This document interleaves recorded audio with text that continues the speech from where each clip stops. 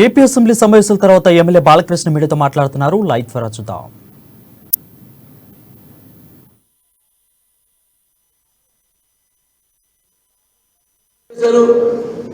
అదే ఎవరు ఈటీఎంఓ గిల్ చేసింది వాళ్ళని, బ్యూరోక్రాట్స్ని, ఆఫీసర్స్ని. నేను చెప్పాను, సీఎం అంటే పాలసీ మేకర్, ఏ మంత్రి అయినా పాలసీ మేకర్. ఆ కింద దాన్ని ఆచరణ పెట్టేది బ్యూరోక్రాట్స్.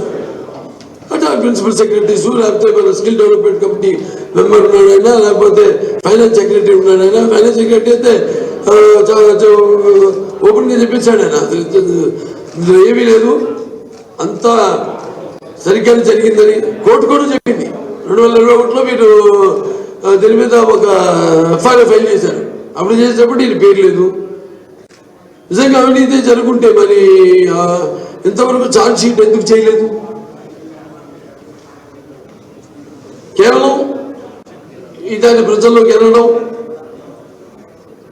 ఆయన చేసిన అభివృద్ధి సంక్షేమ పథకాలు వీటిలన్నింటినీ కూడా దృష్టిలో పెట్టుకుని ప్రజలు ఏదైతే వాళ్ళు ఇప్పుడు ఈ ప్రభుత్వంలో పొందలేకపోతున్నారో వారికి ఆ స్పందన చూసి, లేకపోతే లోకేష్ బాబు చేపట్టిన ఈ యువకుల్లో మెయిన్గా స్కిల్ డెవలప్మెంట్ అనేది యువకులకు సంబంధించింది. అప్పుడు వీటి పేరు ఎక్కడ లేదు, అంటే ఈయన సంతకం లేదు, షెల్ కంపెనీలు లేవు, ఎవరు బేనామీలు లేరు ఎవరు.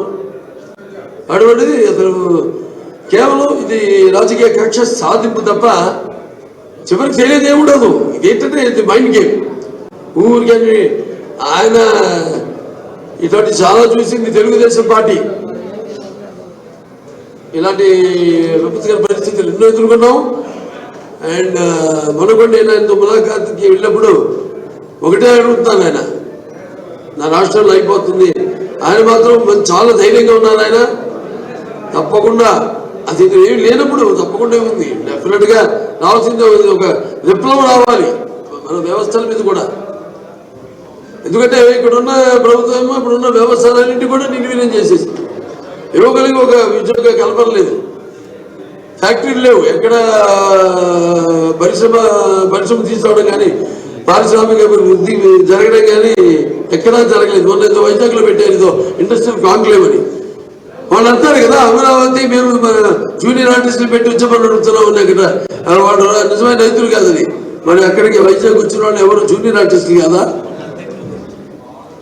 వచ్చింది మొన్న మేము అడిగాం కూడా, ఎవరెవరి చేత మీరు ఒప్పందాలు కుదుర్చుకున్నారు, ఎంత పెట్టుబడి వచ్చింది, ఎంఓయూలన్నీ ముందు పెట్టమని చెప్పాం.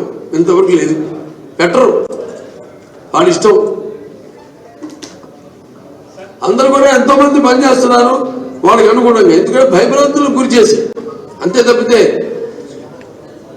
వాళ్ళకి మనస్ఫూర్తిగా రాజా తథా ప్రజలా కాకుండా వాళ్ళ అభిష్టానికి వ్యతిరేకంగా వాళ్ళు పనిచేస్తున్నారు. వాళ్ళు అనుకున్న దానికి, కోరుకునే దానికి వ్యతిరేకంగా వాళ్ళు చేయవలసి వస్తుంది.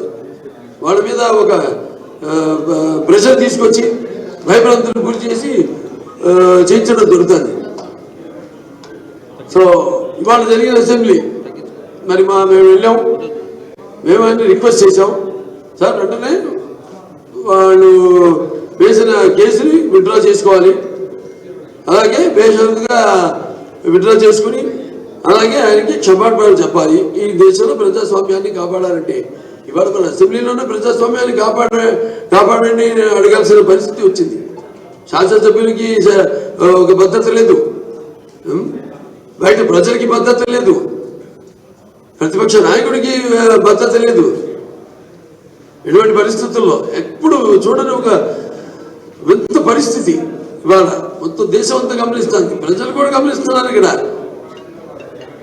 ఒక బ్రాండ్ ఆయన ఎన్నో పరిశ్రమలు తీసుకొచ్చి ఎంతోమందికి ఉద్యోగ కల్పనించి, అలాగే స్కిల్ డెవలప్మెంట్, నేను హిందూపూర్లో స్కిల్ డెవలప్మెంట్ మీద పెట్టడం జరిగింది.